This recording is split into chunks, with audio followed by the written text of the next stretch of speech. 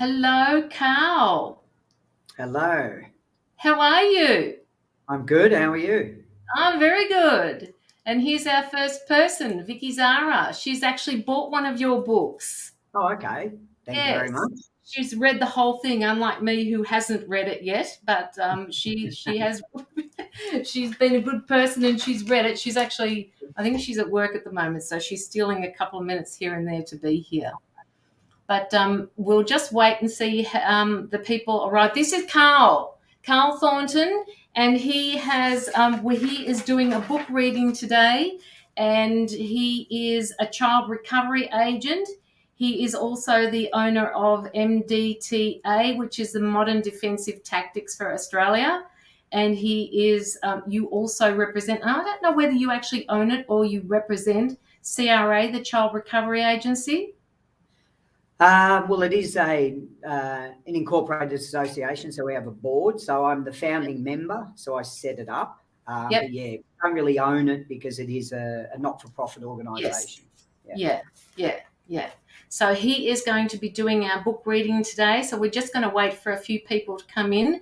And I will be starting with a very short video clip that Carl's group has put together for the CRA. And it's got, don't worry, don't stress people. There's nothing in there that's going to make you cry or do anything like that. It's just Swearing. That's okay. No, I don't believe that there was any swearing in that. I listened to it, but you may have done that behind the scenes, hey? No, the swearing in the book when I read the chapter. Oh, no, that's okay. They hear me swear all the time. Oh, good. That's all right. So it's all good. It's all good. We've got about 4 people. Guys, share us out. And here go my dogs again. Do you believe that? It happens every single time. Yeah. I'm going to have to go out and tell them off in a minute. But guys, while you're here, I've already done the sharing out. If you could just share us out and just get a couple, tag some people if you want, bring them in. We have got 2 competitions going. Hang on. They'll wait till you start talking again. There are 2. There are 2 competitions going, or 2. We're going to be giving away, or Sandra D has kindly said that she will offered to give away a prize that's to the value of approximately $100. So I'll explain all that later.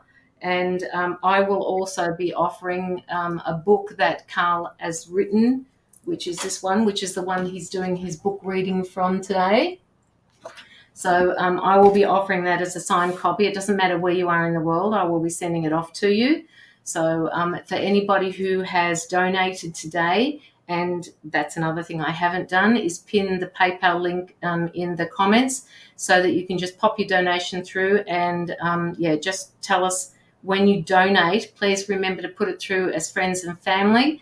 Otherwise, PayPal tend to take a little bit of money off the top of that, and I would prefer it to go directly to the anti-child trafficking instead of into their pockets. Yes. All right. So share us out if you can, guys. How's your day been, Karl? Yeah, good. I mean, getting prepared for this. This is the first time I've done a live stream talk of the book. Yep. So we'll see how we go. Your ones are usually done. You're usually done physically, aren't they? Yeah, face to face. Yeah. So yeah. I mean, we've run training events online, but that's usually just you run the training, they watch. Yes. Not a lot of interaction. But yeah, the book reading events that we've set up there, other than this one, they're all basically set up as a get together at different organisations or whatever, just to do the talk. Yeah. Okay, so all right, so guys, there's only 4 people here at the moment. Where are you all hiding? I know you're there somewhere. Send out. Just give us 2 seconds, Karl. That's fine. I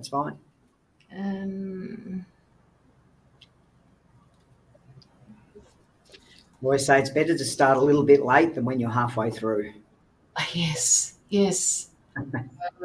We are live at the moment. Come join us.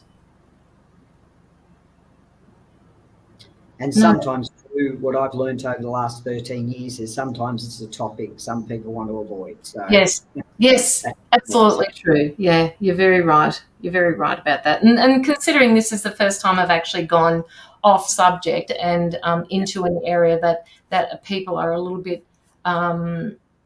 hesitant to think about because of the subject that dealing with. But I'm sure that there will be people coming in throughout the live. So I'm just going to just post something to my page and make sure that people are aware I'm live. All right. Okay, so I'm going to introduce, I'll get Karl to start talking in a moment. What I'm going to do is I'm going to introduce a short video. It's only about 3 minutes long, and it will explain what his group is about, this subject that needs massive attention and awareness. Yeah, it is, Vicky. It absolutely is. So if you want to tag anybody, just go right out there and start tagging. If not, we'll just see how we go. All right, I'm just going to change screens for the minute and start the... Let me find it first. This one here.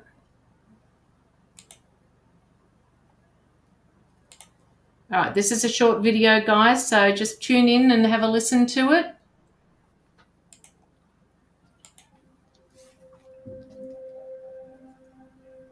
Let me know if it's clear, Karl. Yeah, I can see it. When it starts, the music and that? Yeah.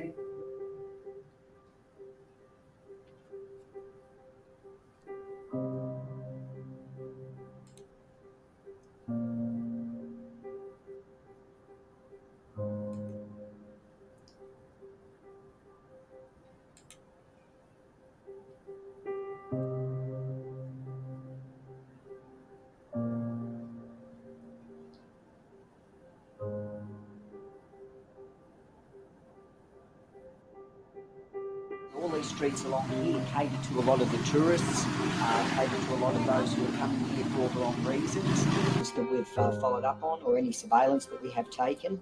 The need for a rescue operation. Then what will happen is we'll work in with the different authorities or different organisations to effect that rescue operation to secure any children that have been trafficked and or kept in what we call a brothel.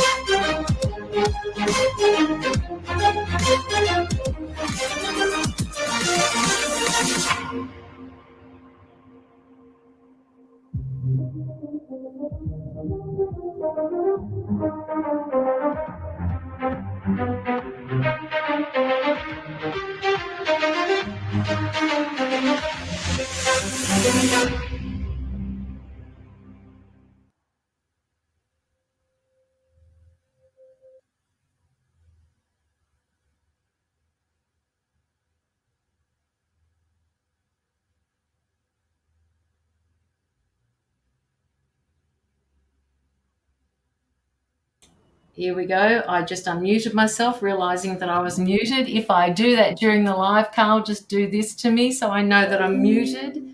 I have a habit of doing that. You might have to tell me too if mine drops out, because mine dropped out then partway through that. So Oh, back in. So if I'm looking down reading the book and I look up and there's no screen, I'll just log back on.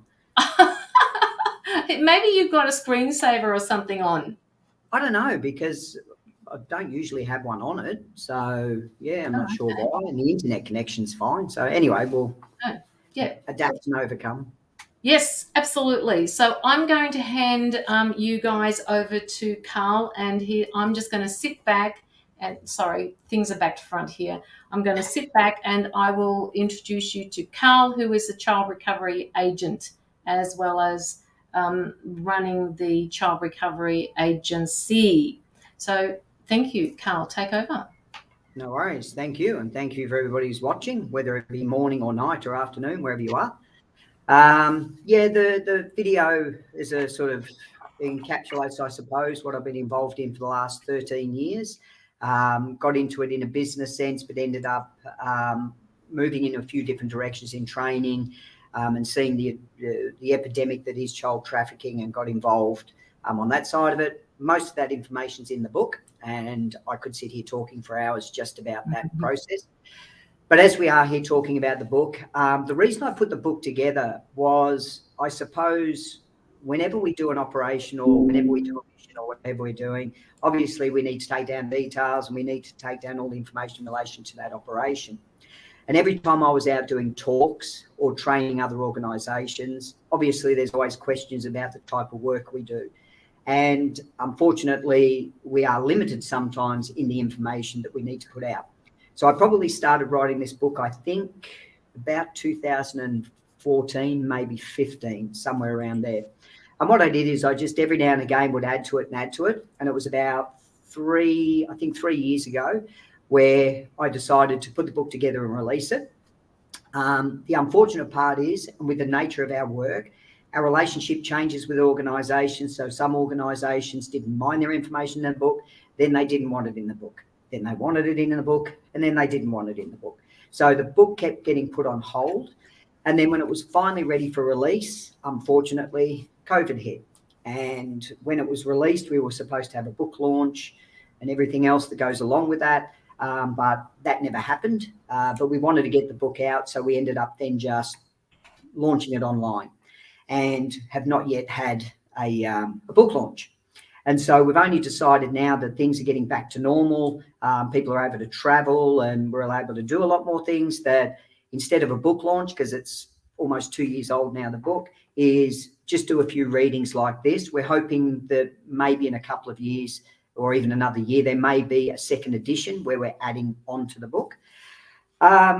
So yeah, I think that's about it. I don't want to take up too much time just blabbing on about where we got to this point. I'd like to take a chapter out of the book and read it for those who have, because I've heard that somebody's already read the book. Obviously, the chapter I'll read, I may change it slightly just to save time, because most of the chapters go for a little while. I picked one which is a little bit more later in my career, and that is short enough to hopefully fit within about 30 to 40 minutes. So I'm not reading the whole book. Sound check wise, I'm not talking too fast. I tend to get excited sometimes and talk a little bit fast. And also, if you've got people that are from overseas with the Australian accent, talking too fast sometimes. Yes. Oh my God. No, it's not us that's got the accent. It's them that's got the accent. No. The other thing that I will explain up front, I have a little bit of dyslexia, so reading is not easy for me. So if I hesitate every now and again and maybe re-go over something, it's just my eyes don't keep up with the words.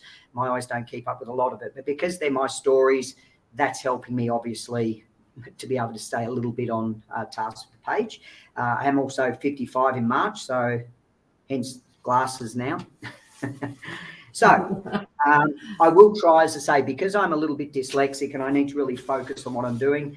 Unfortunately, I'll move back a little bit. Unfortunately, as long as you can hear me, most of the reading, I'll be obviously looking down.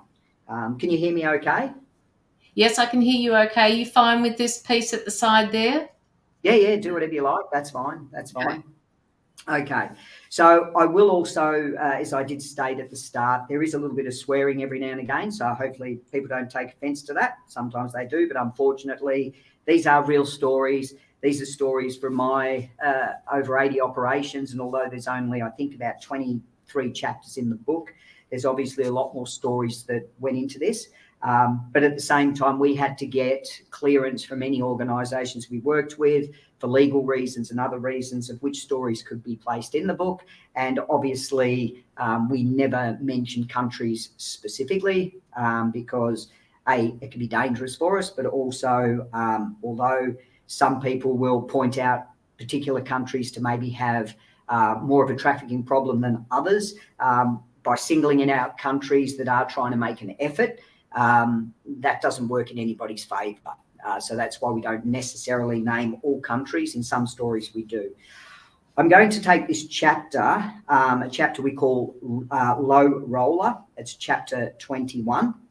And the reason I've chosen this chapter is it gives you a little bit of an insight into an area that we started to specialise in more predominantly before COVID hit, which is what we call repatriation.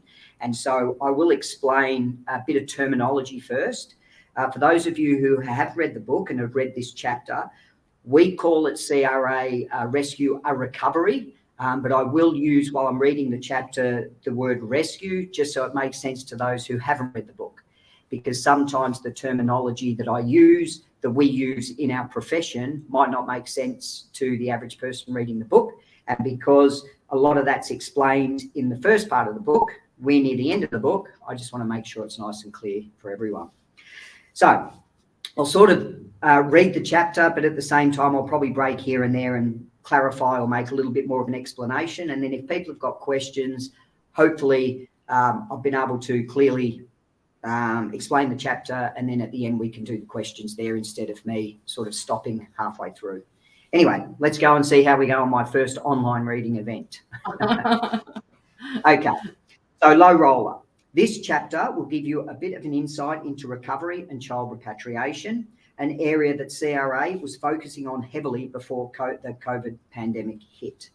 So I'm going to give you a bit of terminology here in regards to the terms we use, so you can understand it as I'm going through the chapter.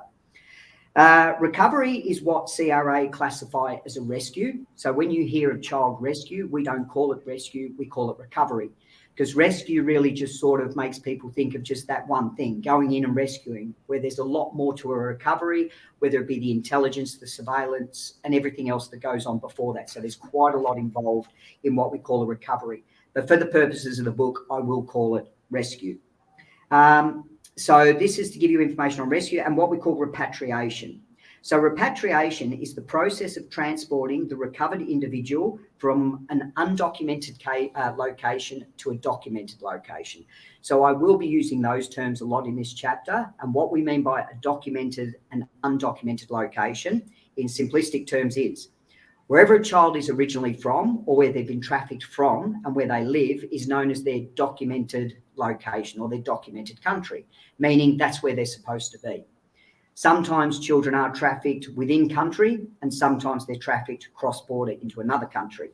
And so in this particular chapter, we're talking about a trafficking case that was cross-border.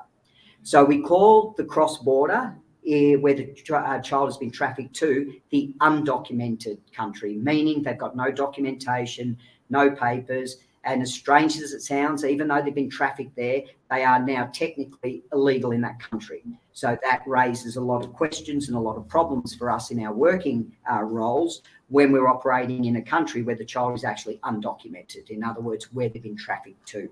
So they're basically the two terms that I'll be using quite consistently through this is documented and undocumented and repatriation.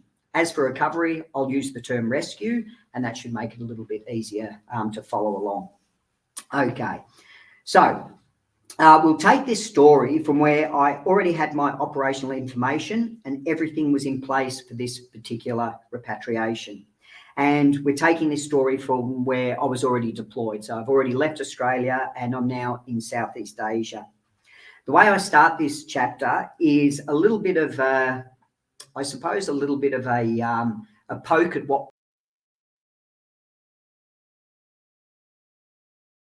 And he will be back. He just came off, so his internet is dropping in and out, so we're just going to get him back.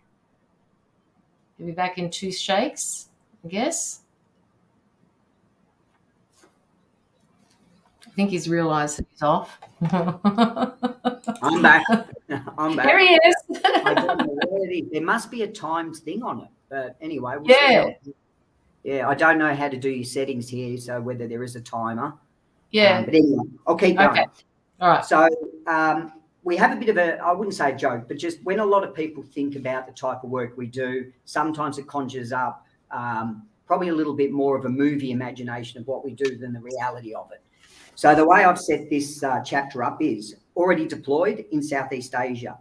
I want you to picture James Bond in a movie like Casino Royale. $1 million sports cars, big city casinos, beautiful women and men, and the Armani suits. Now, let's get real. This is our world. Picture a scooter, dark casual clothing, dark roads, and a mosquito-plagued river. And for those who've been to Southeast Asia, you can add to that the humidity, the smells, and everything else that goes along with it. That's the reality of the environments we work in, more so than what is depicted in some of those type of movies. Anyway, I use the term NGO a lot, which simply means non-government organisation, as we do work in with governments and non-government organisations as well as police. Anyway, another NGO had already completed the rescue side of this operation in a neighbouring country. The child was now safely held across the border in an undocumented country and needed repatriation back to their documented country. The usual channels for transportation and repatriation were going to be severely delayed based on circumstances out of the NGO's hands.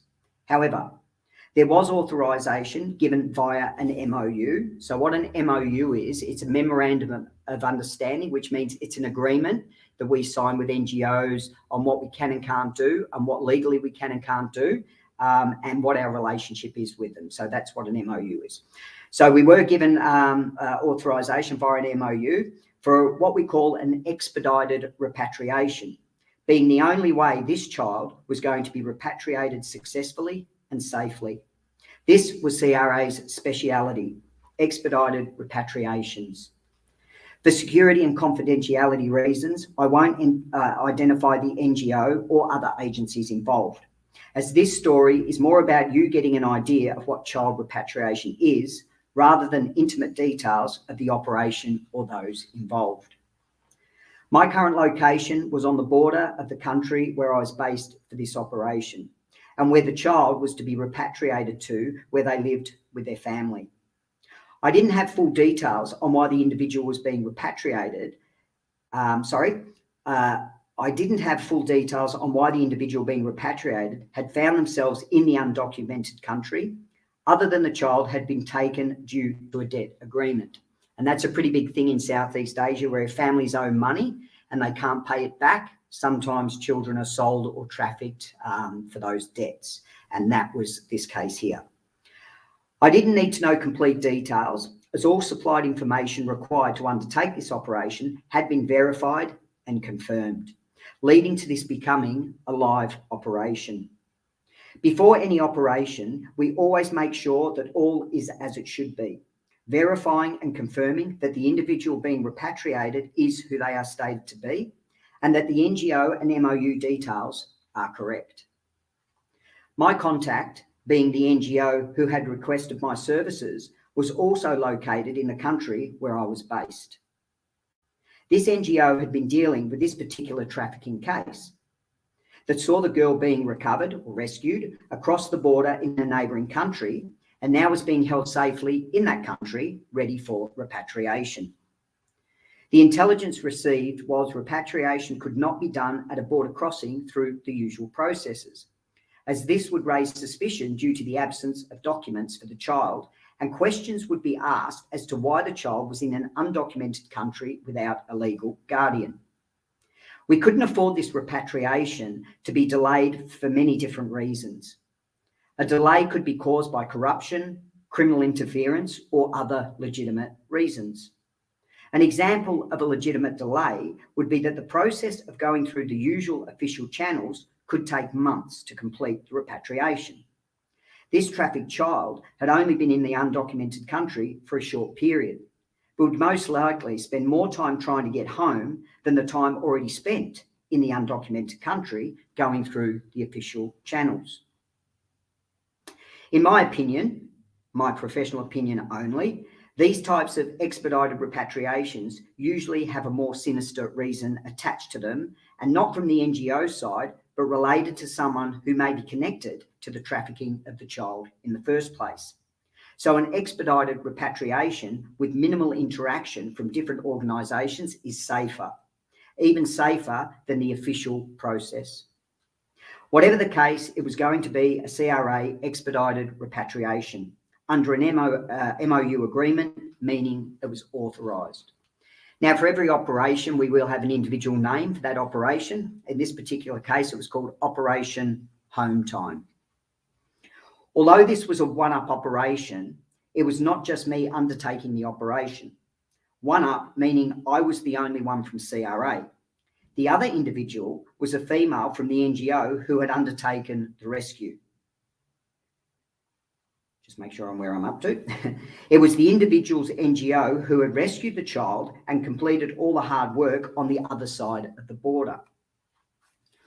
All I had to do was get the recovered child across from one country to another with the help of the individual from the NGO.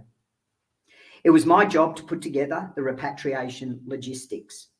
This was based on securely getting myself to the safe house in the neighbouring country where the child was currently being held, and setting up a safe route to get the child from the safe house to the border and then cross over back into the documented country. The NGO had supplied information on the location of the safe house, which was located in an area that housed residential dwellings and buildings, but wasn't too built up. There were also open areas of land I could exploit for repatriation purposes if required. The individual from the NGO who would be completing the repatriation with me would meet me at a designated meeting point at the border to undertake the operation. You may ask why the NGO was using CRA instead of doing it themselves. And I did explain this back in a previous chapter, but I'll recap it here. I explained that our services are not only offered for anonymity, but also take the risk away from the NGOs by contracting us to do the work. We are what we call the go-between organisation. There are also other reasons I cannot disclose as to why some NGOs prefer to contract, free of charge, our services rather than undertake operations themselves. Although this NGO did have an individual helping, all the high-risk requirements were being undertaken by me. Anyway, knowing where I would be when crossing the border, I assessed all possible risks of the different routes to the safe house and how we would all return. The NGO and I had decided on a public location for the repatriation operation, a place where other foreigners were also around, and the cross-border process can happen quickly. It was also a location where the NGO had contacts to help in a no questions asked crossing. This will make more sense as we read on. All good so far? The country I was based in was of no concern to me. It was what we call a safe zone. After the repatriation, the NGO's team would be on location to safely transport the child and take responsibility of all logistics and procedures. The other side, which was the neighbouring country, is where I had to rely on the NGO's contacts to facilitate a quick and safe handover. Unfortunately, that side of the border is still a little more dangerous. This is a country where unrest, or where civil unrest, had been in place for many years, and different factions of different armed forces were fighting each other, and some fighting against the government. Combined with the fact that criminal activity was rampant in everything from drug trafficking, arms trafficking, and human trafficking. Not to mention a country where body parts had been found in some places along the river. individuals that had been mutilated, decapitated, and some burnt to death. I think you get the picture. This is not your typical holiday destination. My main concern whenever running a repatriation is the possibility of corruption within other NGOs. This was one thing I couldn't control, the leaking of information to someone corrupt. I try not to divulge too much information before a repatriation, yet at the same time, I need to make sure everything is in place for the pending operation. Corruption is not a concern within CRA. However, as I have seen mistakes happen in other organisations over the years, I have to be vigilant. That's not to say that I don't trust my CRA team. Of course I do. But we have a policy within CRA, which is one of our mandatory rules. And if a CRA agent breaks this rule, it will see the end of their involvement with CRA. That rule is divulging of classified information, even if it is by mistake. Now, I know you might be saying to yourself, surely no one would do that as a professional. And yes, you're right. It has not yet happened, but just because it hasn't happened yet doesn't mean to say it may never happen. Our policy is very effective and clear. Those who need to know, know. So before I go into, I'm not going to read the whole special requirements, but what this means is if you don't know something, you can't accidentally tell somebody. Because if you accidentally tell somebody something, you can't stop that information then getting out to somebody else. And so we have a strict policy that you will only need to know what you need to know for that operation. That way you can't accidentally tell somebody else.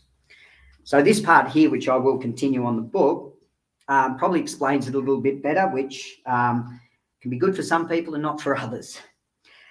As harsh as this may sound, if an agent doesn't know certain operational information, they cannot divulge anything if interrogated, protecting all involved. Unfortunately, except for the one being interrogated. Anyway, back to the operation. All set and ready to go. This repatriation was going to be via a border crossing at a casino by a river that connected the two neighbouring countries, a location where there were other foreigners present. That would work well for our cover. This location was a much safer option than the other areas I'd mentioned that were prevalent with the fighting factions and the criminal activity that was possibly linked to the trafficked child we were repatriating posed a serious risk. So I decided to avoid doing the repatriation in those areas. The documented safe zone. So this is where I am prior to the operation, and I'm about to head off to do this operation in the safe zone. So in other words, in the country we're supposed to be in. I was at my accommodation and it was time to go. I'd received a call from the NGO informing me that everything was set and that the child was at the designated pickup location, the safe house. This designated location was a safe house not far from the casino. All geared up and ready, it was time to head off. I would be travelling to the border on a motorbike I had hired the day before. I was fortunate enough to have contacts who provided NDR services. NDR means no documents required.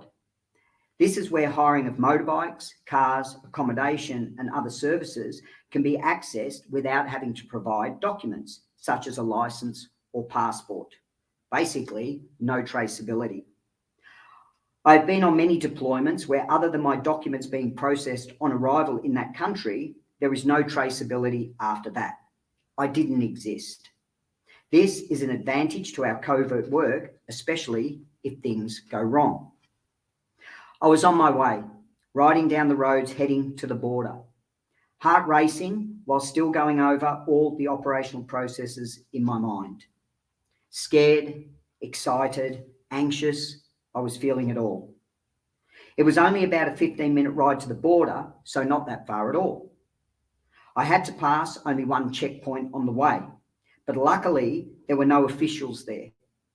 On previous travels to this location, where I've had to pass through this checkpoint, there have been officials stationed there. It's not that I wouldn't have been able to get through the checkpoint. It's just better to be seen by as few people as possible. Although that may sound like a contradiction, considering the NGO and I had selected a busy location for the repatriation, when travelling for work overseas, my preference is always to keep a low profile. I'd now been on the road for approximately 15 minutes and was nearing my destination. I will describe the environment and location, as it is different from the usual casino sites one would be familiar with. I was riding parallel to a river, but it was not yet visible. There were homes and open land to my right and homes to my left obscuring the river. I had previously visited this location in daylight hours, so I had an idea of the landscape and layout. However, this was now nighttime, and things do not appear the same in the dark as they do in daylight. As I rode past, the houses on both sides now opened up to trees and open land on my right, and the busy casino's glimmering lights across the river to my left. Upon arrival, I rode into the car park alongside the river, where for a small fee, I parked my motorbike. This was the meeting point where I was going to meet with the female from the NGO, being Asian of appearance, and I'll explain why that makes, why you need to know that in a minute, but being of Asian appearance, as she would then be used as my cover to cross the river as my companion. I messaged her of my arrival, and sure enough, she was already there. The plan. So this is the plan of what we were hoping was going to happen. The plan was for the female from the NGO to cross the river with me as my companion, where we would visit the casino in the neighbouring country. However, her main function was for the return trip when we have the child with us. Although there were other foreigners around, it might look odd for a Westerner to be travelling alone from one side of the river to the other with an Asian child in tow. This would not make for an inconspicuous situation when you consider how rampant human trafficking was at this location. This is where my companion's Asian appearance would be of use on the return trip, using the disguise as us being perceived as a family. Although she had contacts and connections to see us cross the river without being questioned, you never know what could go wrong, so you plan for all possibilities. So, we would travel across under the pretense of visiting the casino. Once settled, I would leave my companion at the casino as I headed off to the safe house, which was about another 10 minutes on foot. Unfortunately, it would see me entering unknown territory, where I may face individuals not necessarily friendly to a foreigner roaming through their streets. I would then return with the child and we would all cross the border. Job done. With a plan in hand, it was time to execute. So let's do this. So now, as I'm explaining the repatriation of what actually happened, the NGO that I was crossing with, I'd spoken to via email and on telephone, but this was the first time we met each other in person. So the repatriation. Quick introductions were made to each other and off we went. The river was approximately 40 minutes wide, easily accessible by boat. The boat provided to cross the river was free of charge, as an incentive to lure people to the casino. On our side of the river, other than the hustle and bustle of the car park and its attendants doing their job, there was nothing else, just open land and sparsely populated with homes. On the other side, it was a different landscape, with the lights and sounds of the casino. However, that side of the border was more densely populated, other than some areas which could have been an option for crossing, but they had their own complications relating to the location of the safe house. My companion and I were now on the boat. My heart was pounding, yet my ever-relaxed external persona showed otherwise. An excited tourist ready to win some cash. The short river crossing came to an end as we were gestured to get off the boat. Placing our feet on the other side, we were now illegally in another country and on our own. Yes, there was our contact waiting for our arrival to repatriate the child, but in all fairness, I didn't really know who they were. They were a contact through the NGO I was working with, not fully vetted by CRA, but I had to trust them. Who knows? I could have been walking into a trap. Remember, corruption may be involved. There are no 100% guarantees in this work. Not to mention, if I was found illegally in another country without having gone through the proper channels, well, let's just say there would be a lot of explaining to do. Because technically, my companion and I were illegally trespassing. We had to go ahead from our side of the border, but unfortunately, not from the other side, the casino side. Anyway, we had reached the other side of the river and headed to the casino. At the entrance of the casino, there were security guards searching patrons before entry. Pictures and selfies are not permitted once inside, and that was forcefully imposed. We knew the casino was open all night, so time didn't matter. Nevertheless, I was only going to enter with my companion and, once settled, leave her there as I headed off to the safe house. Her only operational objective was to minimise suspicion when I travelled back across the border with an Asian child, as she would be seen as her mother or relative. As stated before, to the outside observer, we would look like a family, and that was the objective at the time. Not long after we had settled in the casino, I was ready to head out. Luckily, it was a very large casino with hundreds of gamblers, so it was great for cover. This place had gaming rooms, restaurants, and a hotel. It was time for me to head out. My companion was going to wait inside the casino until I returned. I would then message her that I was ready outside the casino to head back across the river with the child. Go time. As I exited the casino, my heart was racing and adrenaline pumping, yet I was focused as usual. I had a basic map in my head of where I was heading, and luckily it wasn't that far. Still, it was a dangerous place. It was a dangerous place for me as an illegal Westerner to be heading off into. That and the fact that I don't speak any of the native languages here. The only two languages I speak are bullshit if I need to get out of a situation and English. As I headed out of the casino grounds, I walked past the familiar sight of the mangy-looking stray dogs and past the now thinning crowd as I ventured into the dark streets. Leaving the casino grounds the way the locals would leave, more so than tourists after their night of gambling. Every sound was now amplified as I honed in on my environment. I was walking briskly, utilising the dark of night. Not quite pitch black, but any darkness can be exploited where needed. One up and knowing the dumb tourist cover story won't help me. And so I'll explain dumb tourist. A lot of the times when we're in locations we shouldn't be, that is as simple as our cover story. As I said, it's not like a James Bond movie where we need anything detailed. You just act as though you don't know where you are, you've gone into the wrong place, and you've got two choices. They'll either tell you to piss off and you go away, or you're going to have more explaining to do. But I knew in this particular area, just simply stating I'm a dumb tourist wasn't going to work.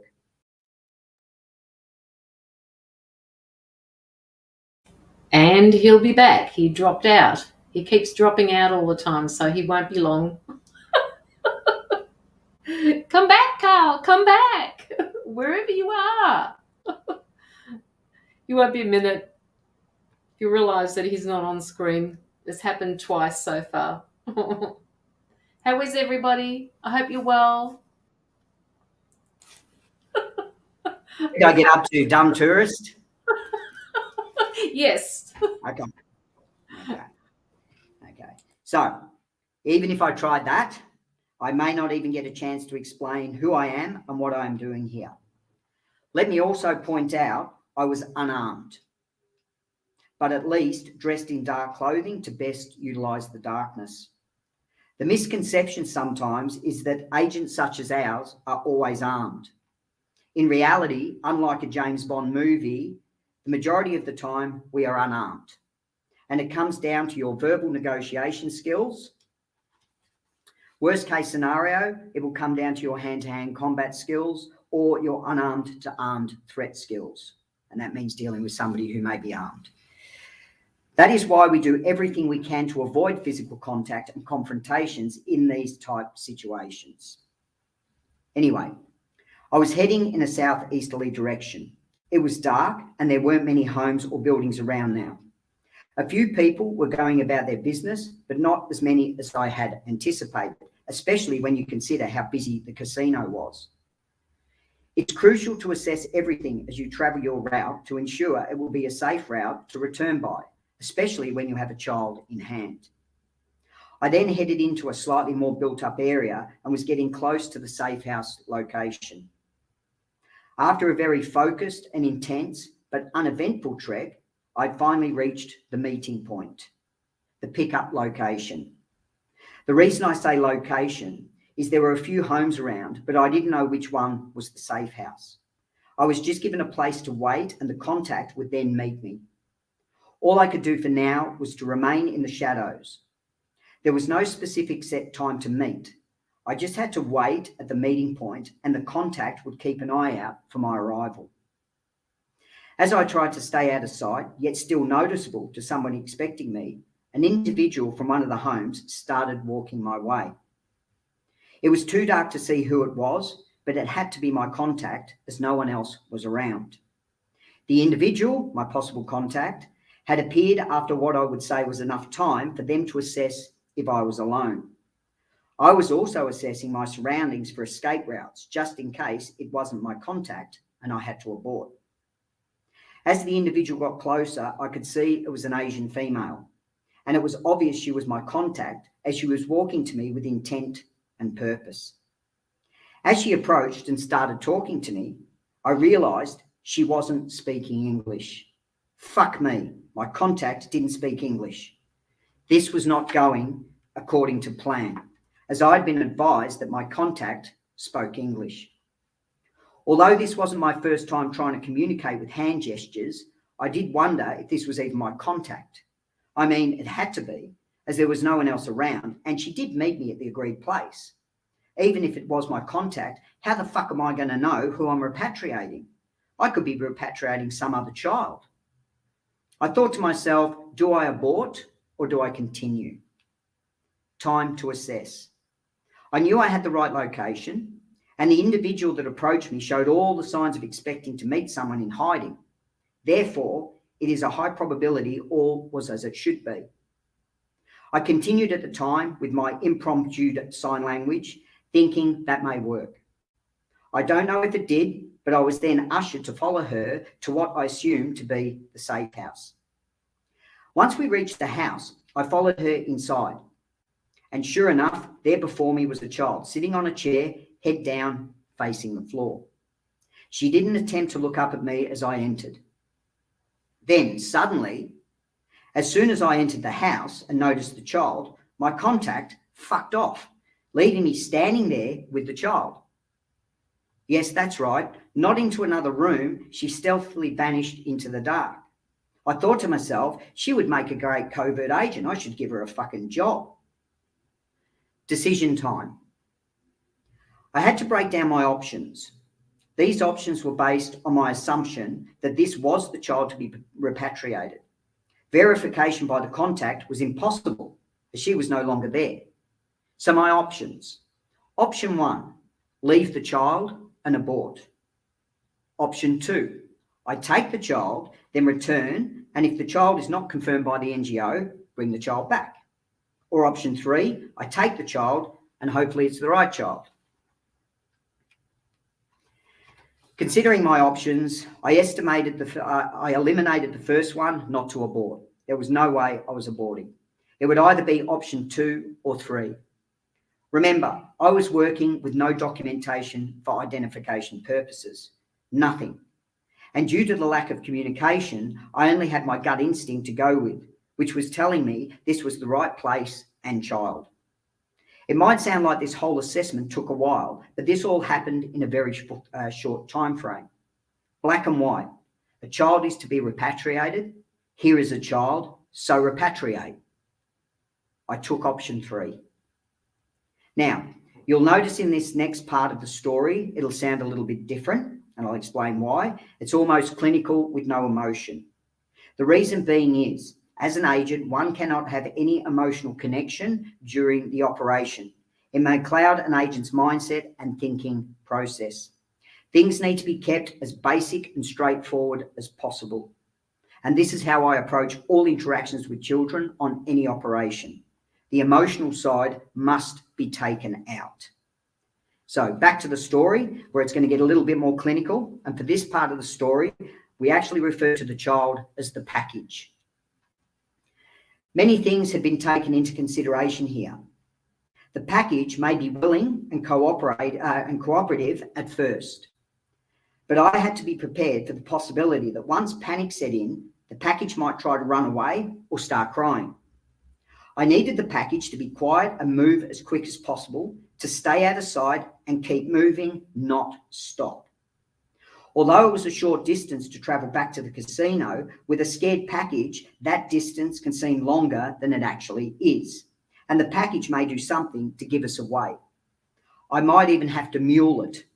Not something I really wanted to do, but would if it was the only option available. Let me explain what I mean by mule it. Think of a drug mule. Well, this is the same. It's where the product, which is the package, here being the child, is carried. This would only be necessary if the child cannot walk, run, or stops from fear and panic. I become the mule, meaning I have to carry them. I will tell you why at 53, and you can tell this book's 2 years old because I'm now 55 in March, is why I'm 53 of age. I still work out 5 days a week on my strength and functional fitness. It's not to look good, it's so I can carry the average child in these situations. While I was making these decisions, the lady, my contact, then returned. Thank fuck. And gestured to me once again to follow her. A quick assessment told me it would be the three of us heading back to the casino. And this was such a relief, as my contact could communicate to the package and so explain what was going on to help keep her calm. Thank fuck was all I kept thinking. Anyway, all three of us started heading towards the casino. Initially, my assessment was focused on the possible issues the package could cause. But it didn't take long before I realised it would be the contact that would be the problem. As soon as we left the safe house and headed down the road, she started trying to communicate to me to get me to follow her and go her way to the casino. I'd already completed my mapping and reconnaissance on the way here as to the safest route back and wasn't going to budge from that. So with some fucked up sign language signals, I conveyed to her that we wouldn't be heading my way. These were not trained combat hand signals. I simply pointed in the direction she wanted to go and then gestured danger by running my finger across my throat. Then I pointed to the direction I wanted to go and smiled. Not sure what she thought, but she got my message as we went my way. Although it was a short trip back, my focus was intent, with every sound triggering my finely tuned flinch responses.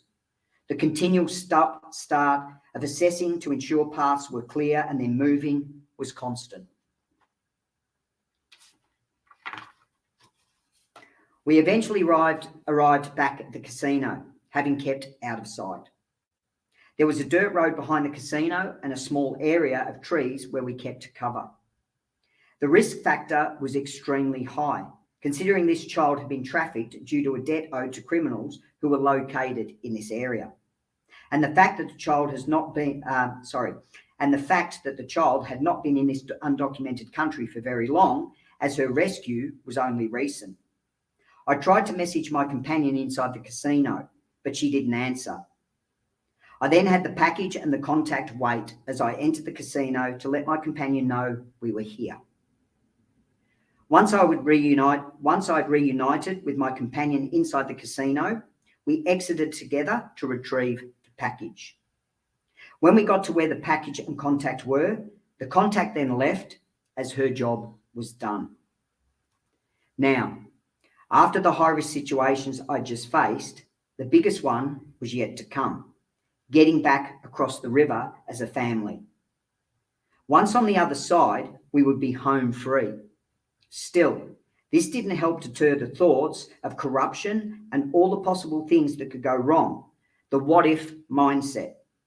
Imagine, this is where we could be looking across to freedom, while being arrested and detained, and not necessarily by law enforcement of that country either. Heart pounding, adrenaline pumping, but still focused, I boarded the boat to cross the border, accompanied by what looked like my wife and child. But we weren't in the clear yet. Anything could happen on the boat ride. Until we reached the other side and the package had been delivered, it wasn't over. Could we have crossed further downriver instead of at the casino crossing? Yes. However, that may have caused suspicion and would see us entering unfamiliar and more dangerous areas. This was not an option at the time. I didn't want to be travelling any further than was necessary in the undocumented country. Take a moment to consider the situation we were in. Remember, as I stated earlier in this chapter, different factions of different armed forces were fighting each other, some against their government, not to mention the rampant criminal activity. These different groups basically at war with each other. Not just any groups, these groups are heavily armed and very dangerous. And we mean fuck all to them. Not even the possibility of an international incident would deter them from harming or even killing us. The crossing where we were was the safest option at the time. And also remember, my companion had connections who were working on the boat. So realistically, it was the only option. So as we come to the end of this chapter, on the boat and watching as the safe zone, the documented side of the river, gets closer, the feeling of success washed over me. We had now reached the other side, and with that, planted our feet in documented territory, the safe zone. The crossing went without incident. Although it was a fucking stressful ride, once on the other side, after my companion and her NGO secured the package, it was time to call it a night. Done. Wow. Wow. It really does bring it to life, doesn't it? I'm getting hot now. Well, you're not off screen, so that's good.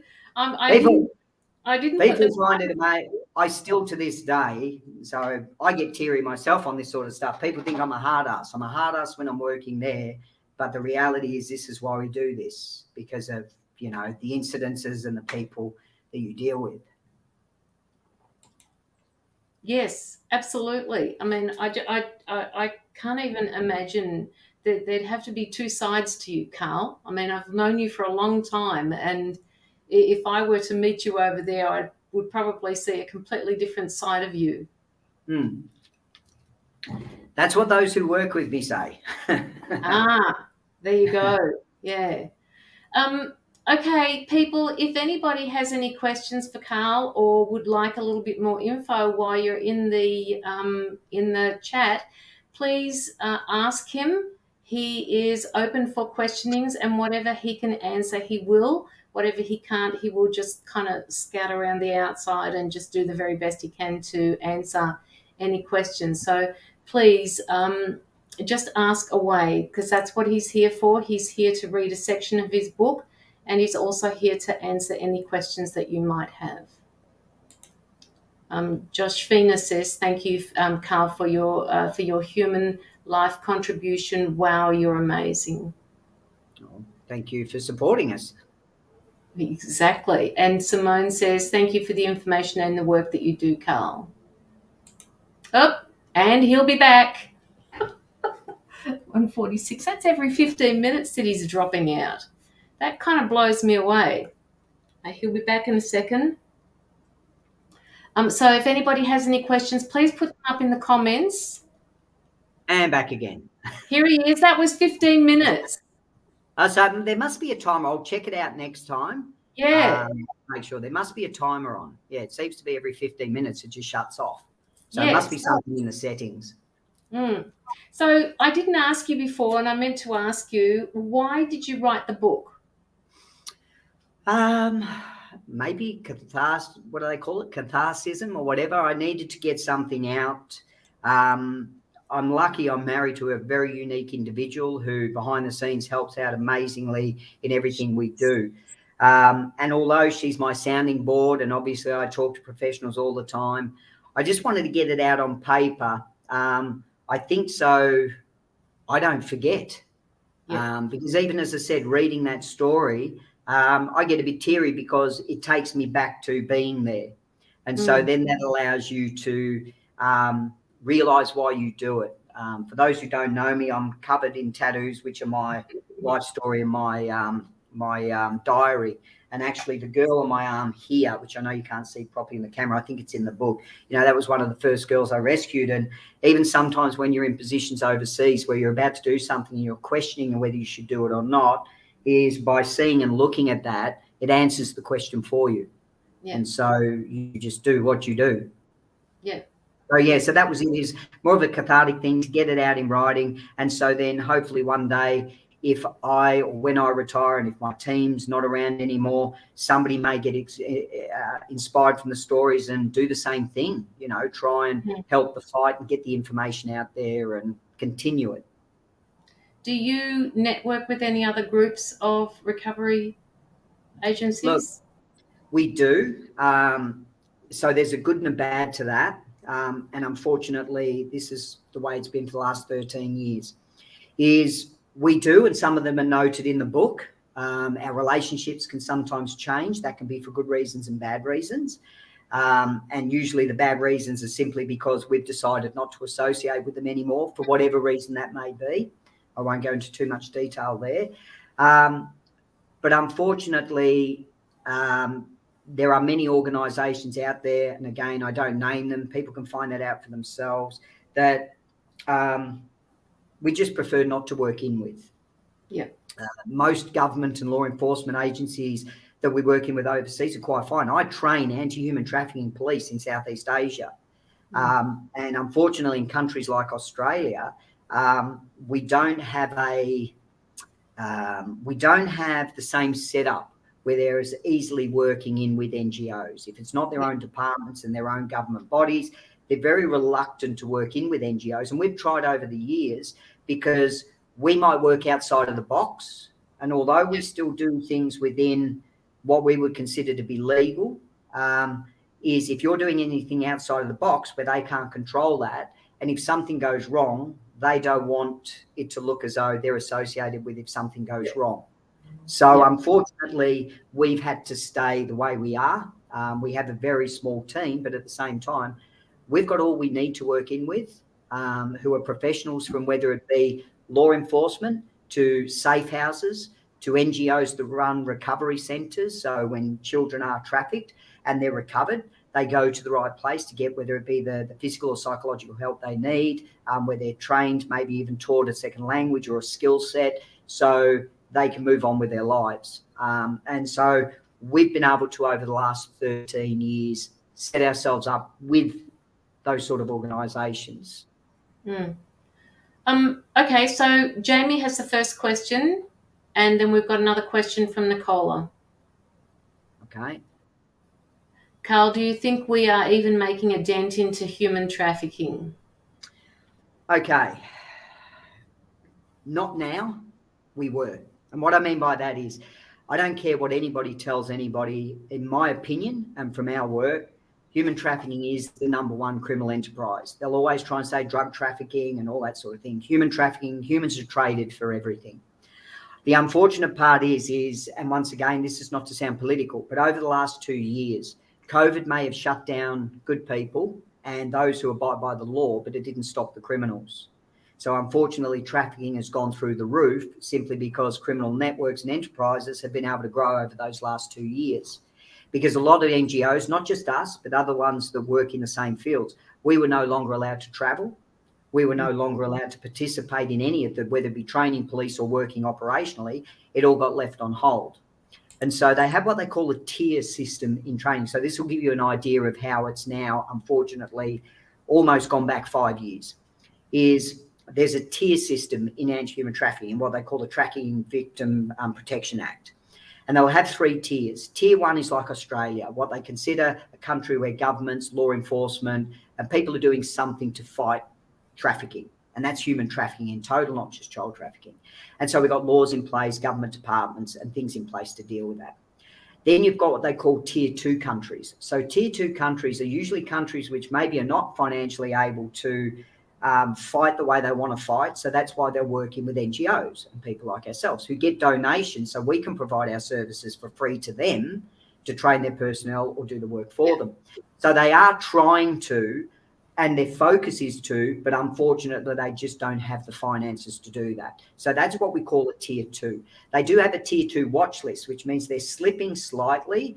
And that happened a lot over COVID because financing wasn't getting put into areas. It's getting put into vaccine rollouts and trying to support citizens, where in some of these countries, unlike Australia, there was no government handouts. You just had to survive, yet you couldn't go out and work because you were locked in. So how do you survive? So obviously crime goes through the roof. Then you have tier 3 in that watch list. And tier 3. Tier 3 is countries that are doing absolutely nothing about trafficking or corruption, whether it be government or whether it be criminal enterprises, are really in control and nobody's really doing anything about it. So the unfortunate part is, and this is quite easy to find through the government State Department of the US because they do this report and it's easy to find online, is most of the countries that were sitting in tier 2 and tier 2 watch list over the last 2 years have dropped into tier 3. And so we've gone into areas where it looked as though a lot of good was being done and now it's dropped back probably about 5 years. So at the moment, no, it's got worse. We'll make a dent in it over time, but you'll never stop it. If you want reality, you will never stop it because criminals will never stop. It's a shame, isn't it? Jamie says she asked because I know that here in the US, sex trafficking of minors is at an all-time for foster youth, and it just seems to get worse, not better. Now, Jamie says that, and then Nicola has a question for you as well. Nicola says, do you think the law can say anything is trafficking even when it's consensual? So there are going to be certain topics where, again, unless you know the country, unless you know the circumstances, and I'll take out sex trafficking at the moment, let's just look at forced labour. And when you get into, say, a conversation with somebody when we talk about child labour, and I'll get sometimes people turning around and saying to me, you know, kids shouldn't be working at the age of 8 and kids shouldn't be doing this, working out in factories and working in sweatshops. And I do point out to some people sometimes is I've worked in locations and I know families where the father has had his legs blown off by a landmine and the mother can't work. So unless that 8-year-old, 10-year-old or 11-year-old goes out and works, there's no money coming in.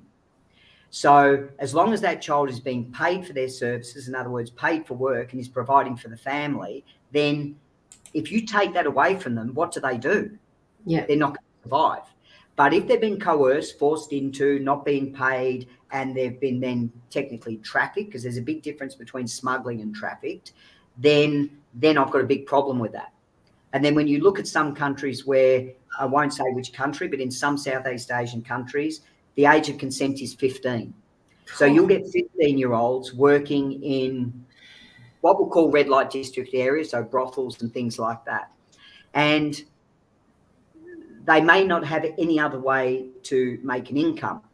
And so whether they were first trafficked and then it becomes consensual, in other words, they've accepted it and they go back into it.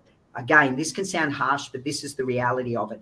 If you rescue a child who has become used to that industry, you can almost guarantee they're going to go back into that industry.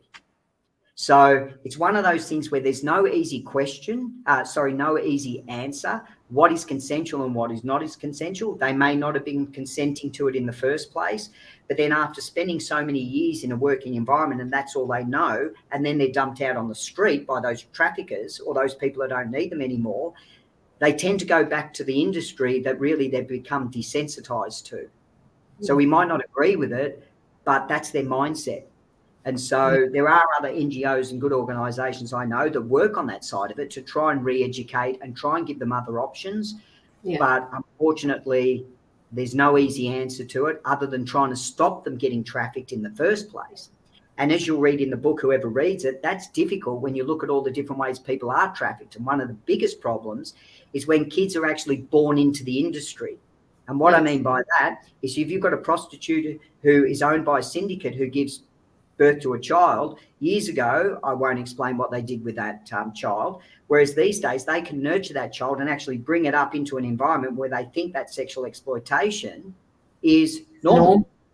Yeah. So it is a very, very difficult one to, Yeah. Nicola says that it's quite complex. She understands it's quite complex. And Jamie says the red light districts can be super scary to be in. Yeah. Mm. And what a lot of people don't realise is in some of those red light district areas, you know, some of the girls that are trafficked live on premises. They're in there 24/7.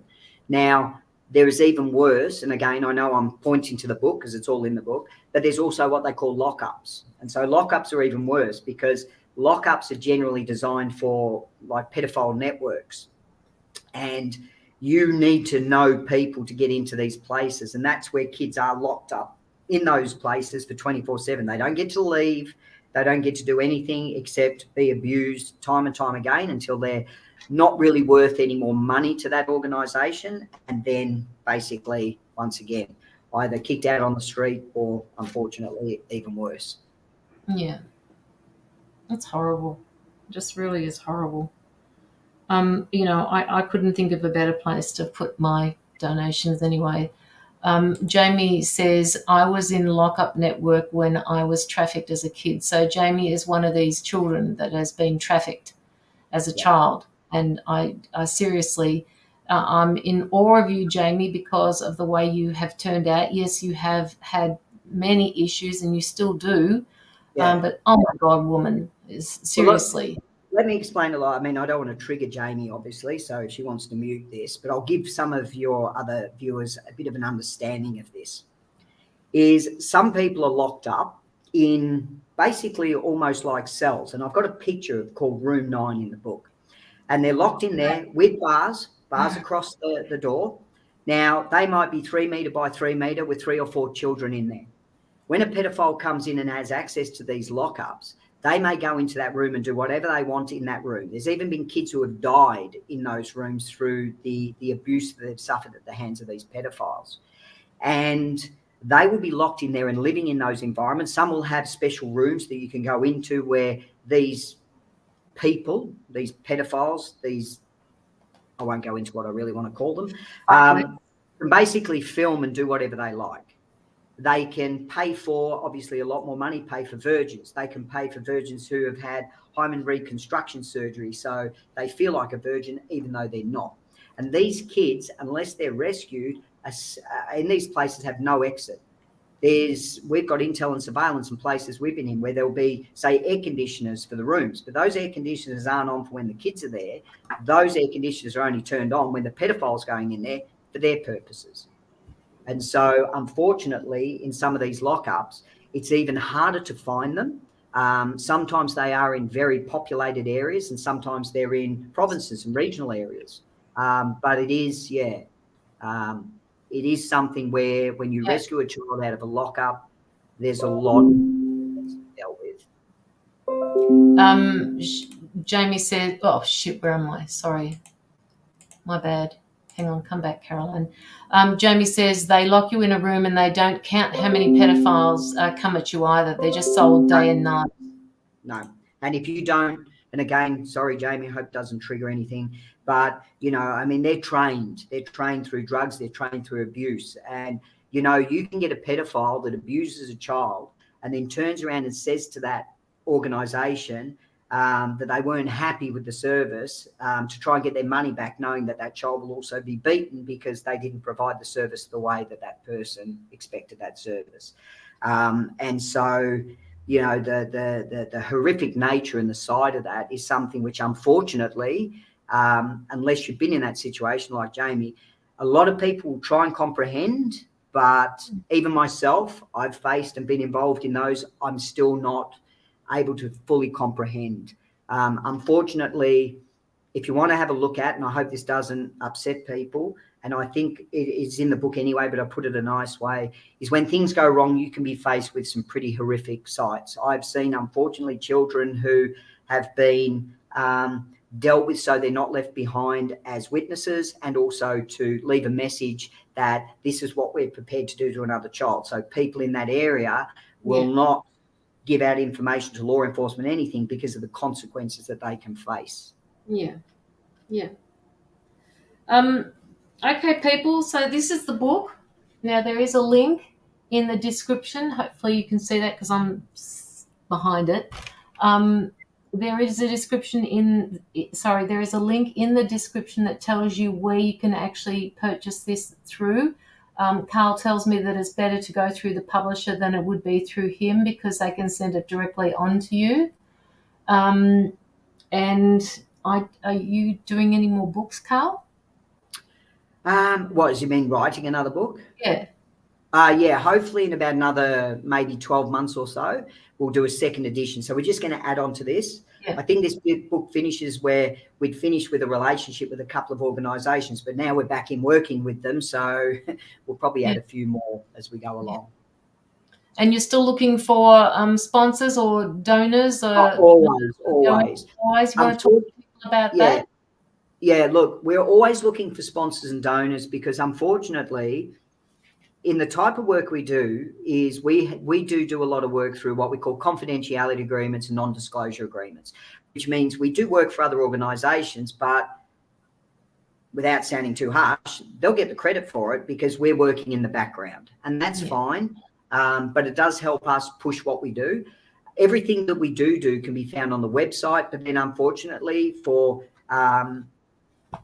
security reasons and protection of not only the people we work in with, but safe houses, what we call black houses, rescue centres or individuals, is we can only disclose certain amounts of information. So sometimes people find that a little bit hard to say, well, I want to know exactly what you're doing. Well, unfortunately, we can't do that. The other thing is we're not a charity. And that's where people get confused. So we don't have DGR status, whereas you can claim for tax benefits or whatever. We are a not-for-profit, meaning that everything we earn goes into operational. We don't charge for what we do overseas. That's all through our funding.